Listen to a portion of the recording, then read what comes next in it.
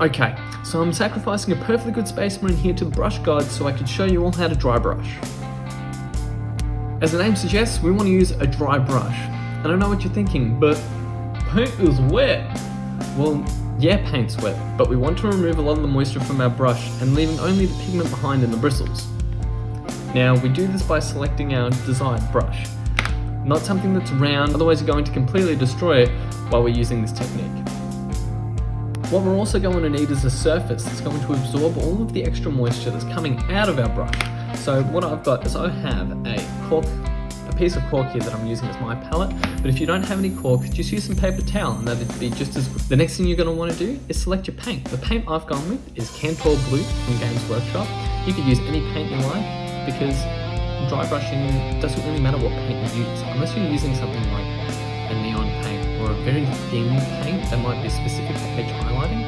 Don't want to use any of those. A layer or a base paint should be fine.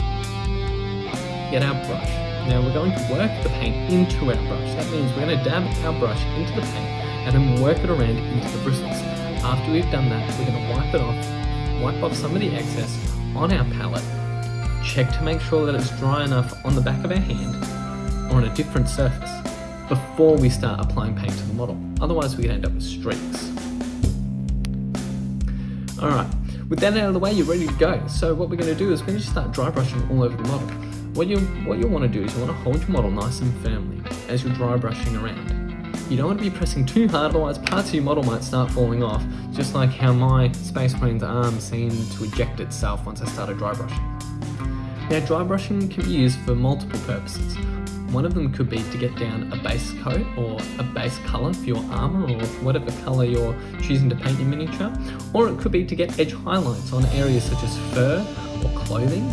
But today what I'm going to be doing is I'm going to use it to base coat my Space Marine's armour, so that's why I'm not being too careful about where I'm placing the paint on the model.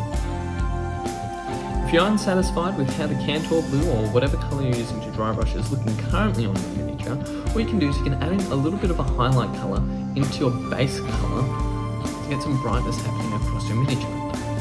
What this will do is when you're adding your highlight colour to your base tone, it's going to keep it in sort of the same colour range. And what that'll do is it'll keep your highlights a bit more like a gradient and not too harsh. And it's also going to reduce the chalkiness that you might see in a lot of other people's dry brushing.